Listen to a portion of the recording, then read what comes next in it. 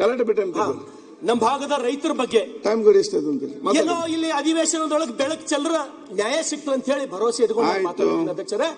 ಇವತ್ತು ಪ್ರಿಯಾಂಕ್ ಖರ್ಗೆ ಅವರಿಗೆ ಮತ್ತು ಈ ಸರ್ಕಾರಕ್ಕ ನಮ್ಮ ಭಾಗದ ಜನರ ಸಮಸ್ಯೆಗಳೇನು, ಯಾದಗಿರಿ, ಕಲಬುರಗಿ, ಬೀದರ್ ಭಾಗದ ಸಮಸ್ಯೆಗಳೇನಂತಕ್ಕಂಥದ್ದು ಪ್ರೊಫೆಸರ್ ಗೋವಿಂದ್ರ ಅವರು ವರದಿ ಬಹುತೇಕ ನಿಮ್ ಕೈ ಸೇರೋದೀಗ ಅಧ್ಯಕ್ಷರೇ. ಆ ವರದಿ ಒಂದ್ ವೇಳೆ ಹೊರಗೆ ಬಂದಾಗ ಬಹುತೇಕ ನಮ್ಮ ಹೃದಯ ಅಂತ ಹೇಳಿ ಒಂದ್ ವೇಳೆ ಇತ್ತಂದ್ರೆ ಅದು ಓದವ್ರ ಕಣ್ಣೀರ್ ಇಡ್ತೀವಿ ಅಧ್ಯಕ್ಷರೇ. ಅಂತ ಭಯಾನಕ ಪರಿಸ್ಥಿತಿ ಕಲಬುರಗಿ, ಯಾದಗಿರಿ ಮತ್ತು ಬೀದರ್ ರೈತರ ಪರಿಸ್ಥಿತಿ ಇದೆ ಅಧ್ಯಕ್ಷರೇ. ಇವತ್ತು ಕಂದಾಯ ಇಲಾಖೆಗೆ ಬಂದಾಗ ಅಧ್ಯಕ್ಷರೇ, ನಮ್ಮ ಭಾಗದೊಳಗೆ ಎಷ್ಟು ಜನ ಮುಗ್ಧರ ಅಂದ್ರು. ವಿಶೇಷವಾಗಿ ಅಧ್ಯಕ್ಷರೇ, ಇಡೀ ಕರ್ನಾಟಕ ರಾಜ್ಯದೊಳಗೆ 224 ಮತಕ್ಷೇತ್ರದೊಳಗ ಹೈಯೆಸ್ಟ್ ಯಾರೇ ಗುಳೆ ಹೋಗಿದ ಮತಕ್ಷೇತ್ರ ಅದ ಅಂದ್ರೆ ಅದು ಬಸವ ಕಲ್ಯಾಣ್. ಹೈಯೆಸ್ಟ್ ಮತ ಗುಳೆ ಹೋಗಿದಂಥದ್ದು ಅದು ಬಸವ ಕಲ್ಯಾಣ್. ಅಷ್ಟು ಮುಗ್ಧ ಜನ ನನ್ನ ಜನ ಅಧ್ಯಕ್ಷರೇ. ಕಂದಾಯ ಇಲಾಖೆ ತಹಸೀಲ್ ಆಫೀಸ್ಗೆ ಒಂದ್ ವೇಳೆ ನನ್ನ ಜನ ಹೋದ್ರ ಇವತ್ತಿಗೆ ಬಿ ಚಪ್ಪಲ್ ಹೊರಗಿಟ್ಕೆಸಿಂದ ತಹಸೀಲ್ ಆಫೀಸ್ದೊಳಗೆ ಹೋಗ್ತಾರೆ ಅಧ್ಯಕ್ಷರೇ. ಚಪ್ಪಲಿ ಕಳೆದು ತಹಸೀಲ್ದಾರ್ ಅಂದ್ರೆ ಅಷ್ಟು ಗೌರವ ನಮ್ಮ ಕಡೆ, ಚಪ್ಪಲಿ ಕಳೆದು ಒಳಗೆ ಹೋಗ್ತಾರೆ ಅಧ್ಯಕ್ಷರೇ.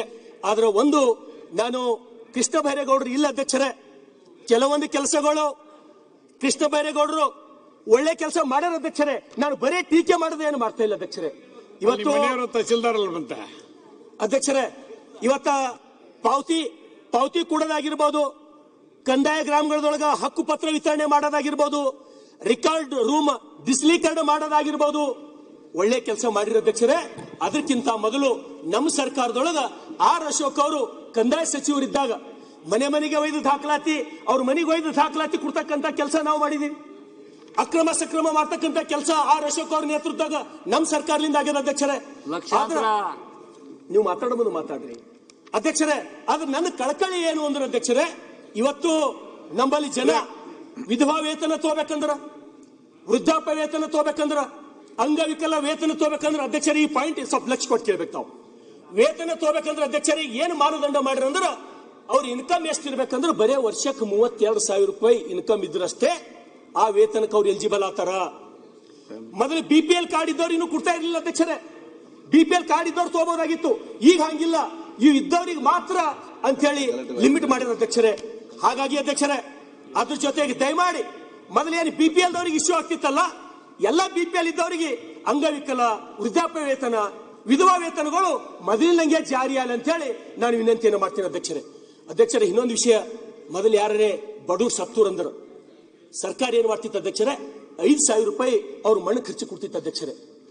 ನಮ್ಮ ಹಿಂದಿನ ಸರ್ಕಾರದೊಳಗ, ಈ ಸರ್ಕಾರದೊಳಗ ಅವ್ರಿಗೆ ಮಣ್ಣು ಖರ್ಚಾಗಿ ಕೊಡ್ತಕ್ಕಂಥದ್ದು ಬಿ ನಿಂತು ಹೋಗ್ಯದ. ಎಷ್ಟೋ ಜನ ನಮ್ಮ ಕಡೆ ನಿಮ್ಗೆ ಹೇಳಿದ್ರಿ ಕಾಡ್ದವ್ರಿಗೆ ಆಶ್ಚರ್ಯ ಅನಿಸ್ತದ, ಸತ್ರ ಮಣ್ಣು ಮಾಡ್ಲಿಕ್ಕೆ ಹೆಂಗ್ ರೊಕ್ಕ ಇರ್ಲಪ್ಪ ಅಂತ ಹೇಳಿ ನೀವು ನಂಬಲ್ ಕೆಲವ್ರು ಈ ಭಾಗದವ್ರು. ನಮ್ಮ ಕಡೆ ಸತ್ತರ ಅಧ್ಯಕ್ಷರೇ, ರೈತರ ಆತ್ಮಹತ್ಯೆ ಮಾಡ್ಕೊಂಡಿದ್ದು ಒಂದು ಪ್ರಕರಣ ನಾನೇ ನೋಡಿನಿ. ರೈತ ಆತ್ಮಹತ್ಯೆ ಮಾಡ್ಕೊಂಡ್ರ ಆ ಮನೆಗೆ 6,000 ರಿಂದ 7,000 ರೂಪಾಯಿ ಆ ಮಣ್ಣು ಖರ್ಚು ಮಾಡ್ಲಕ್ಕ ದುಡ್ಡಿರಲ್ಲ ಹಳ್ಳಿಯೊಳಗ.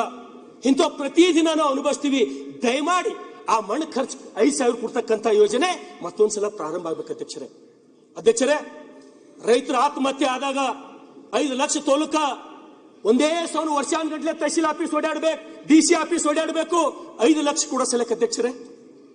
ರೈತ ಹೋಗಿರ್ತಾನ, ಮನೆಯಾಗ ಸಾವಾಗಿರ್ತಾನ, ಮಕ್ಕಳಿಗೆ ತೊಂದರೆ ಇರ್ತದ, ವಿಧವೆ ಹೆಂಡತಿ ಯಾರ್ಯಾರ ಬಲ್ ಹೋಗ್ಬೇಕು, 5 ಲಕ್ಷ ತೊಂಬಸಲಕ ಜಲ್ದಿ ಕೊಡ್ತಕ್ಕಂಥ ಪ್ರಯತ್ನ ಈ ಸರ್ಕಾರ ಯಾಕೆ ಮಾಡಲಾಗಿದೆ ಅಂತ ಹೇಳಿ ನನ್ ಕಳ್ಕಳಿ ಅಧ್ಯಕ್ಷರೇ. ಆ ತಮನ್ನಾ ಭಾಟಿಯಾಗ ಅರ್ಜೆಂಟ್ 5 ಕೋಟಿ ರೂಪಾಯಿ ಅಕೌಂಟಿಗೆ ಹಾಕ್ತಿರಲ್ಲ ಅಧ್ಯಕ್ಷರೇ. ತಮನ್ನಾ ಭಾಟಿಯಾಗ 5 ಕೋಟಿ ಅರ್ಜೆಂಟ್ ಹಾಕ್ತಿರಿ. ಯಾರು ವಿಧವೆಯರಾಗ್ಯಾರ ನಮ್ಮ ರೈತರು ಹೆಂಡ್ರು ಅವ್ರಿಗೆ ನೀವು 5 ಲಕ್ಷ ರೂಪಾಯಿ ಮನಿ ಒಳಗೆ ಕೊಡ್ತಕ್ಕಂಥ ಕೆಲಸ ಮುಂದಿನ ದಿನದೊಳಗ ಆಗ್ಬೇಕಂತ ಹೇಳಿ ನಾನು ಕೈ ಮುಗಿದು ವಿನಂತಿಯನ್ನ ಮಾಡ್ತೀನಿ ಅಧ್ಯಕ್ಷರೇ. ಇವತ್ತು ಎಜುಕೇಶನ್ ದೊಳಗೆ ಅಧ್ಯಕ್ಷರೇ, ಶಾಲಾ ಶಿಕ್ಷಣ, ನಾನು ಪ್ರೈಮರಿ ಸ್ಕೂಲ್ ಟೀಚರ್ ಇದ್ದ ಅಧ್ಯಕ್ಷರೇ. ನಾನು ಪ್ರೈಮರಿ ಸ್ಕೂಲ್ ಟೀಚರ್ ಅಂತ ಹೇಳಿ ಕೆಲಸ ಮಾಡೀನಿ ಅಧ್ಯಕ್ಷರೇ. ನಾವು ಕಲ್ಯಾಣ ಕರ್ನಾಟಕ ಭಾಗದವರು, ನಾವು ಯಾರು ಏನು ಹುಟ್ಟಿಸ್ಲೇ ನಾವು ಯಾರು ದಡ್ರಿಲ್ಲ, ನಾವು ಜರ ಶಾಣೆ ಇದ್ದೀವಿ. ನಾವು ಯಾರು ಹುಟ್ಟಿನಿಂದ ನಾವೇನು ದಡ್ರಿಲ್ಲ ಅಧ್ಯಕ್ಷರೇ, ನಾವು ಶಾಣೆಯರಿದ್ದೀವಿ ಅಂತ ಹೇಳಿ ನಂಗೆ ಬಹಳ ಹೆಮ್ಮೆ ಅದ ಅಧ್ಯಕ್ಷರೇ. ಮೊನ್ನೆ UPSC ಯಾದಗಿರಿದವರು, UPSC ದೊಳಗೆ ಯಾದಗಿರಿ ಅವರು 4 ಜನ UPSC ಪರೀಕ್ಷೆದೊಳಗೆ 4 ಜನ ಪಾಸ್ ಆಗ್ಯಾರ ಅಧ್ಯಕ್ಷರೇ. ಅದಕ್ಕೆ ಸಮಸ್ತ ನಾನೊಬ್ಬ ಬಸವ ಕಲ್ಯಾಣದ ಶಾಸಕನಾಗಿ ಆ ಯಾದಗಿರಿನ 4 ಜನರಿಗೆ ನಾನು ತುಂಬು ಹೃದಯದ ಧನ್ಯವಾದಗಳನ್ನು ಹೇಳ್ತೀನಿ ಅಧ್ಯಕ್ಷರೇ. ಇವತ್ತು ಇನ್ನೊಂದು ಭಯಾನಕ ಏನು ಅನಿಸ್ತಂದ್ರೆ ಅಧ್ಯಕ್ಷರೇ, ಒಂದು ಏಸರ್ ಅಂತ ಹೇಳಿ ಒಂದು ವರದಿ ಕೊಟ್ಟದ ಅಧ್ಯಕ್ಷರೇ. ಏಸರ್ ಅಂತ ಹೇಳಿ ವರದಿ ಮಾಡ್ಯದ. ಏನಂತ ವರದಿ ಮಾಡ್ಯದ ಅಧ್ಯಕ್ಷರೇ? ನಮ್ಮ ಕಡೆ ಸರ್ಕಾರಿ ಶಾಲೆಯೊಳಗ 7ನೇ 8ನೇ ಮಕ್ಕಳಿಗೆ 2ನೇ ತರಗತಿ ಲೆಕ್ಕಗಳು ಗುಣಾಕಾರ ಭಾಗಾಕಾರ ಕೂಡ್ಸೋ ಕಳೆವು 7ನೇ 8ನೇ ಮಕ್ಕಳಿಗೆ ಬರಲ್ಲ ಅಂತ ಹೇಳಿ ಎಷ್ಟು ಮಂದಿಗೆ ಅವರು ವರದಿ ಮಾಡ್ತಾರ? 75% ಅಂತ ಹೇಳಿ. ನಾನು ಹಿಡಿತೀನಿ ಬರೀ 40% ಅಂತ ಹೇಳಿ ಅಧ್ಯಕ್ಷರೇ. ನೋಡ್ರಿ ಅಧ್ಯಕ್ಷರೇ, ನಮ್ಗೆ ಎಂತ ಶಿಕ್ಷಣ ತಾವು ಕೊಡ್ಲತ್ತೀರಿ? ನಮ್ಮಲ್ಲೂ ಪೊಟೆನ್ಶಿಯಲ್ ಇದ್ದವ್ರು ಹರ, ನಮಗ್ ಸವಲತ್ತುಗಳಿಲ್ಲ, ನಮಗ್ ಒಳ್ಳೊಳ್ಳೆ ಶಾಲೆಗಳಿಲ್ಲ. ನಮ್ಮ ಮಕ್ಕಳು ಏನ್ ಮಾಡ್ಬೇಕು ಅಧ್ಯಕ್ಷರೇ? ಭಾಗ್ಯ ಇಲ್ಲ ಅವರಿಗೆ. 7ನೇ 8ನೇಕ್ ಹೋದಾಗ ಕುಡ್ಸೋ ಕಳೆ ಲೆಕ್ಕ ಬರಲ್ಲ, ಗುಣಾಕಾರ ಭಾಗಾಕಾರ ಬರಲ್ಲ ಅಂತ ಹೇಳಿ ಏಸರ್ ವರದಿ ಮಾಡ್ತಾ ಅಧ್ಯಕ್ಷರೇ. Annual status of education report ಅಂತ ಹೇಳಿ ವರದಿ ಮಾಡ್ತಾ ಅಧ್ಯಕ್ಷರೇ. ಇದು ಭಯಾನಕ ಅಲ್ಲ ಅಧ್ಯಕ್ಷರೇ? ಇದಕ್ಕಾಗಿ ಸರ್ಕಾರ ಏನ್ ಮಾಡ್ತು? ನಾನು ಧನ್ಯವಾದಗಳನ್ನು ಹೇಳಿ ಎಜುಕೇಶನ್ ಮಿನಿಸ್ಟರ್ ಅವರಿಗೆ. ಏನಂತ?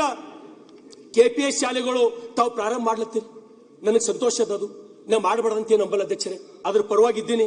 ನಮ್ಮ ಭಾಗದ ಮಕ್ಕಳನ್ನು LKG UKG ಟೈ ಹಾಕೊಂಡು ಶೂಸ್ ಹಾಕೊಂಡು ಹೋದ್ರೆ ನಮಗೆ ಭಾರಿ ಖುಷಿ ಆಗ್ತದೆ, ನಮಗೆ ಸಂತೋಷದ ವಿಷಯ ಅಧ್ಯಕ್ಷರೇ. ಆದ್ರೆ ಏನ್ ಮಾಡ್ಲತ್ತಾರ ಅಧ್ಯಕ್ಷರೇ?